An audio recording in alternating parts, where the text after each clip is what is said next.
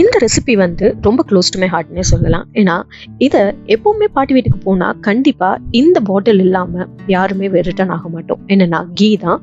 So வீட்டிலேயே எங்கள் பாட்டி ஸ்டைலில் எப்படி கீ பண்ணலான்னு பார்க்கலாமா? ஸோ இது ரொம்ப சிம்பிள் தான்.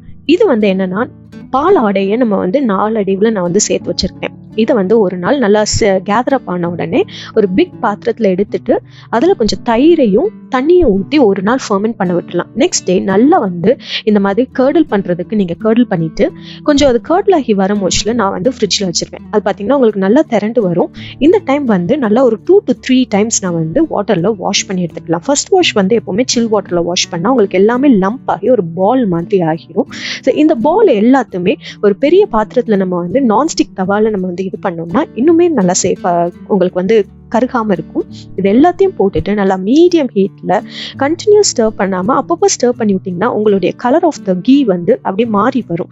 அது கலர் மாறி ஒரு ப்ரௌன் டிண்ட் அடிக்கும் மோச்சில் கொஞ்சம் கருவேப்பிலை நான் ஆட் பண்ணியிருக்கிறேன். என்கிட்ட வந்து முருங்கையில இல்லாததுனால முருங்கையில போட்டு ஆஃப் ஆக்குனீங்கன்னா உங்களுடைய கீ சூப்பராக ரெடி ஆயிரும். இதை செஞ்சு பார்த்துட்டு கீழே கமெண்ட் பண்ண மறந்துடாதீங்க.